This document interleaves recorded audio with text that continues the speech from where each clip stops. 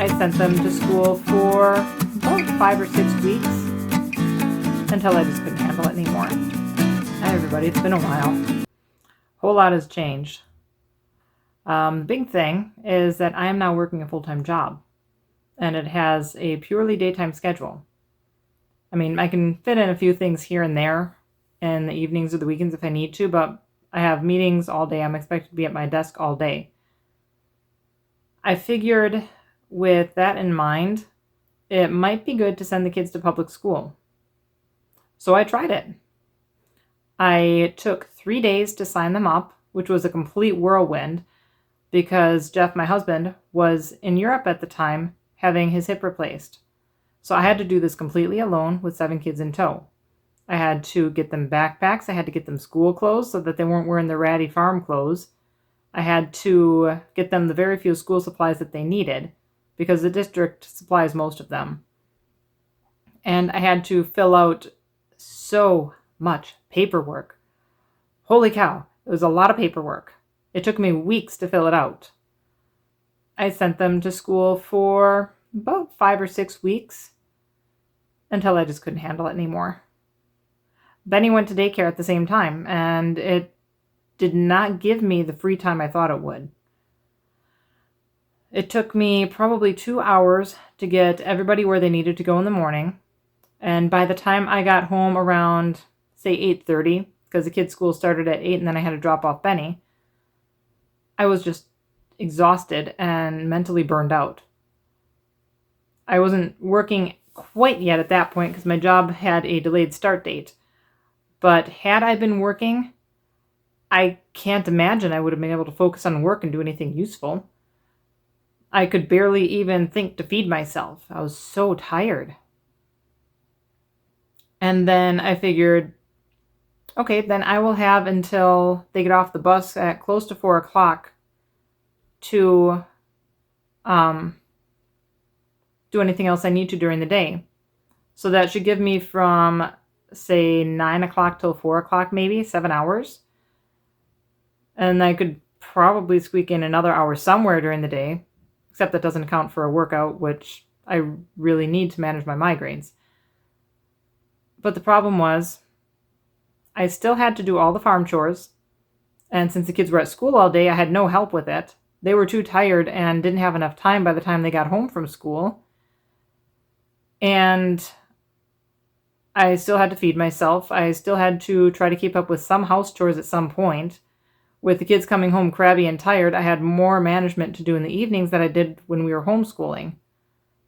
And I also had to pick up Benny at some point, which I couldn't necessarily do that after the kids got home on the bus. So that means I had to snake back the end time for my day at home to 3:30 or even 3:15 to make absolutely sure that I was home when the kids got off the bus.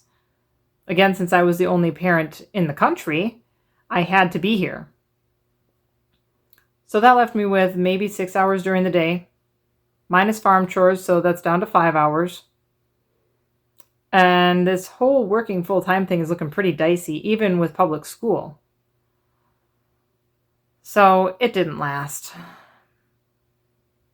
The lone exception is that I did leave Misha and Gabe, my now 5-year-old twins, in 4K, which that's only 2, maybe 3 days a week, depending on the week. And I think that's really good for them. I mean, I really hate getting up in the morning and getting them up early because that's really too early for them to get up. They are not early risers. But we do it anyhow because that gets them out of the house. It breaks up some unfavorable sibling dynamics, as one might say, and gets them out doing something away from me so that they can operate a little bit independently of me and their siblings, because they have never known a house with less than 6 kids, and they probably don't remember a time of having a house with less than 7 kids, because I doubt they remember before Benny was born. They were only maybe 3 years old at that point. So as I said, school didn't last long, and we switched right back to homeschooling. Now you might wonder, how am I going to homeschool with a full-time job? And what happens with the kids during the day? Well, I busted my butt looking everywhere I could to find a nanny. And you can imagine that with 7 kids, ages 8 down to 1 at that point, it can be pretty tough to find a nanny that's willing to take that on, and even harder to find a nanny that's capable of taking it on. Because I have run into quite a few people who I ask them, is this too much for you? And they say, well, I've only watched 3 kids before, but I think it'll be okay. I don't know about that.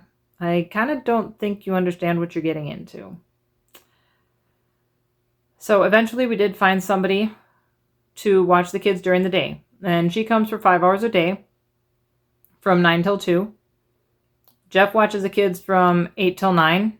And before 8 o'clock, almost nobody is up. If the big kids get up early, that works out okay because they're pretty responsible. They mostly just get up and look up books or play a little bit and maybe find themselves breakfast. Then at 2 o'clock, Benny goes in his crib for his nap, so he's safe. And the other kids can either play or read or do something like that, at least until I got homeschooling booted up again. Now, from 2 o'clock until maybe 4-ish, they're doing school on computers. So each of the 4 big kids, and soon the 2 5-year-olds, will have their own computers to do schoolwork. So far, that's working out pretty okay. And I still like it better than sending them to public school. Not only was it really hard for me to keep up with the demands of, 1, 2 for my 2 older twins, they were in separate classes. 3 for my middle twins, they were in a class together. 4, my younger twins are in a class together. And 5, the daycare provider. So I had 5 other adults handing me requirements of things that I had to do with my kids every day, or for my kids, or pack up for them, or something. And then, of course, they lose their shoes, lose their jacket, lose their clothes, lose their I don't know what else they need. But there's stuff all over the place. And I have to figure out whose is whose, match it up. It's like the worst memory game ever or something. Or one of those pictures where you have to find the hidden picture in it. It's the worst one of those ever because it doesn't stop moving. It's not like the memory game where you have the cards in one place and then they stay there. No. These things don't stay in one place. You find it and then it moves. And then you have to go find it again. And it's in a completely different location. So matching all of this up is really hard. And that just was not possible for me to keep up with. It was more stressful than having them home all the time. Granted, my house was cleaner. That was kind of nice, but I'll give a little bit on that. To not have to track down everything every day in the first 2 hours of the day when everybody's tired and doesn't want to get up, doesn't want to go out the door. So besides all of this being hard to keep up with, they also had to give up music lessons because their music lessons are in the middle of the day on Tuesday. They are now in a homeschool gymnastics class that would not have been possible if they were in school. It's cheaper than the regular gymnastics classes, so it makes it more affordable for us to take them there. They were having behavior problems in Irish dance, which was an evening activity once a week for each kid, which they haven't had behavior problems much at all since they stopped going to school, since they're not so tired when they get to Irish dance. And it would have been much harder to fit in swim lessons. So all of these extra things that they're doing, many of which I actually think are more valuable than attending school all day, they couldn't do. We had to give up a lot of stuff just to send them to school all day. And a lot of the time at school is classroom management or transitioning from one activity to the next, which is necessary in the context of mass education, but academically and personally, it's a waste of time, really. So instead of sending them to school and wasting their time, we decided to bring them back home. Now they spend most of their day playing outside or inside sometimes. They love trains and snap circuits and all those young kids sorts of things. But as the weather gets nicer, they're spending more and more time outside again, which is exactly what I want for them.